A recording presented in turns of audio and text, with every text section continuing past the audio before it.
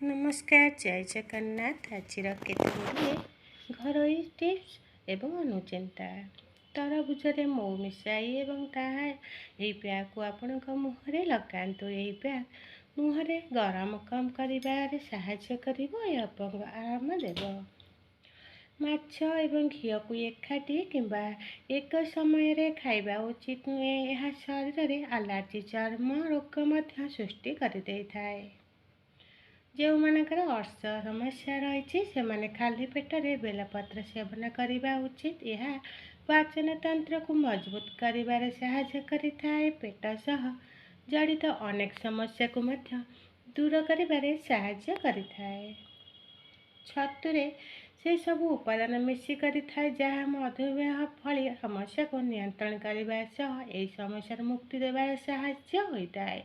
एथिरे साधारणतः vitamin mineral और फाइबर मिसी रही। यही सब फैट कार्बोहाइड्रेट और सुगर मात्रा मध्य न थाए। यह जन मधुमेह रोगी उपयुक्त होता है। यह शरीर में इन्सुलिन मात्रा को बढ़ाई थाए।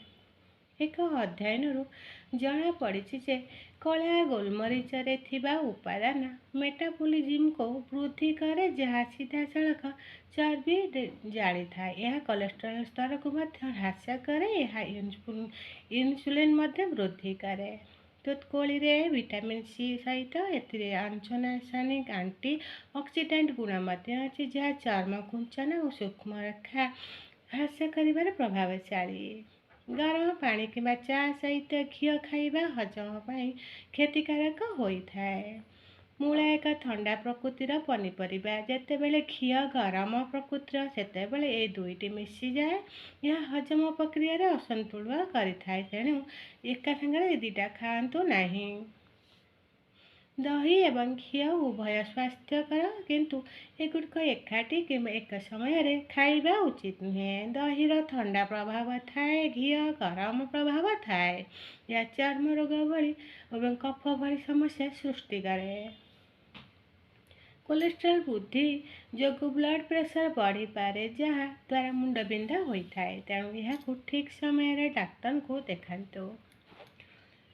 कॉफी एवं दही फेस मास्क मुहरे मलिनता ह्रास करने तुरंत चमक देवार प्रभावशाली विवेचना। यह करा जाए प्रस्तुत करने एक पात्र रे 2 चामच ग्राइंड कॉफी, 2 चामच कोको पाउडर, 1 चामच दही आवश्यक अनुसार दही मिसा एक पेस्ट प्रस्तुत करंतु। ओजन ह्रास करिथाए। छतुरे लीना प्रोटीन रही थाए और जहाँ ओजन कम करिबारे साहाय्य करिथाए। मोटापण कम करिबा और प्रोटीन डाएट रे थिबा व्यक्ति यह को खाई परिबे। आयुर्वेदिक अनुसार महू एवं घी को समान परिमाण रे मिसाई खाइबा को विषा सहित समान बोली विवेचना करा जाए जहाँ पाचन क्रिया को प्रभाव करे और चर्म रोग मध्य सृष्टि करिथाए।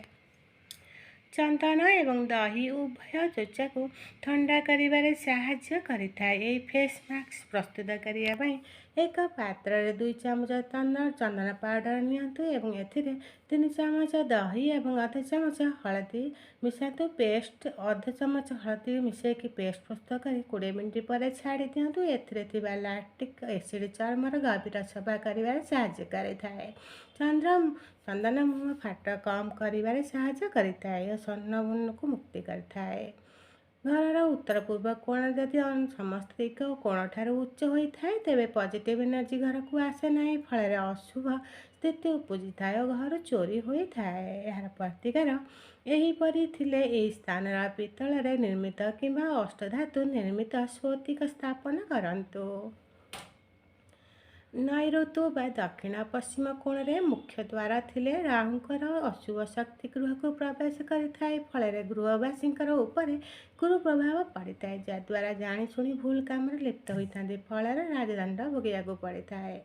प्रतिकार होता है। यही कोणरू मुख्य द्वार को प्रथम शिफ्ट कर मुख्य द्वार को प्रथम शिफ्ट कर वास्तविक परामर्श को नहीं शुभ स्थान को नेबा हुए किंतु जदि स्थान अभाव अच्छी तेरे यही कोण रे राहु यंत्र स्थापन करंतु। पितल निर्मित पिरामिड मुख्य द्वार तले दिंतु। फल यही स्थान नेगेटिव प्रभाव दूर हो। घर दक्षिण ପଶ୍ଚିମ ସ୍ଥାନରେ ଯଦି ଧନ ରଖନ୍ତି ତେବେ ଧନର ବିଭିନ୍ନ ବାଟରେ ଆପଣଙ୍କ ଠାରୁ ଦୂରେଇ ଯିବ। ଘରେ ନାନା ପ୍ରକାର ରୋଗ ଲାଗି ରହିବ, ଯାହାଦ୍ୱାରା ବ୍ୟୟ ହେବ।